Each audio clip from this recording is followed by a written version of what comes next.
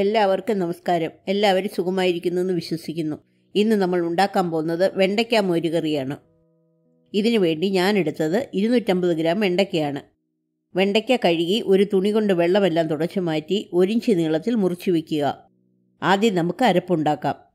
ഒരു മിക്സിയുടെ ജാറിൽ അരക്കപ്പ് തേങ്ങ ചിരിയത്, 3 ചെറിയ ഉള്ളി, 1/2 ടീസ്പൂൺ ജീരകം, 1/2 teaspoon Kashmiri chilli powder, 1/2 teaspoon മഞ്ഞൾപ്പൊടി ഇത്രയിട്ട് തേങ്ങ അരയാൻ ആവശ്യമായ അല്പം വെള്ളമൊഴിച്ച് പേസ്റ്റ് പോലെ അരച്ചെടുക്കുക.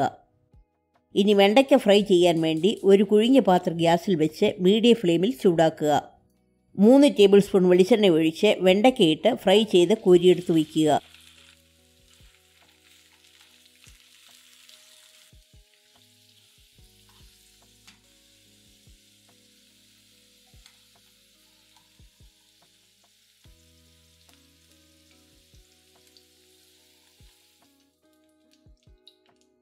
അതേ പാത്രത്തിൽ തന്നെ വെളിച്ചെണ്ണ കുറവാണെങ്കിൽ അല്പം കൂടി ഒഴിച്ച് 1/2 ടീസ്പൂൺ കടുകിട്ട് പൊട്ടിക്കുക. പിന്നെ 1/4 ടീസ്പൂൺ ഉലുവയിട്ട് മൂപ്പിച്ച ശേഷം 4 വെളുത്തുള്ളിയല്ലി നീളത്തിലരിഞ്ഞത്, ഒരു ചെറിയ കഷ്ണം ഇഞ്ചി നീളത്തിലരിഞ്ഞത്, 4 വറ്റൽമുളകും ഇട്ട് അല്പം മൂപ്പിക്കുക.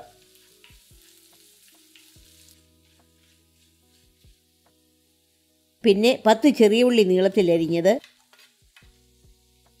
കുറച്ച് കറിവേപ്പില, 4 പച്ചമുളക് കീറിയത് ഇത്രയിട്ട് വഴറ്റുക.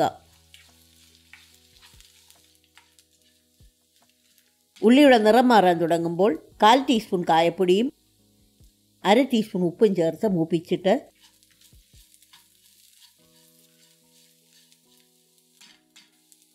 വറുത്ത് വച്ചിരിക്കുന്ന വെണ്ടയ്ക്ക ചേർത്ത് വെണ്ടയ്ക്ക അല്പം കൂടി വേകാനായി 5 മിനിറ്റ് വഴറ്റുക.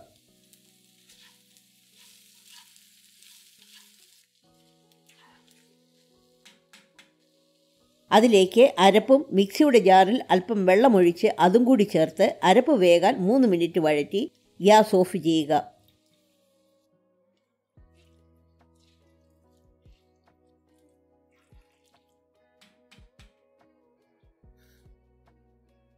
അതിലേക്ക് 2 കപ്പ് തൈര് കട്ടയുടച്ചത് ചേർത്ത് ഇളക്കുക.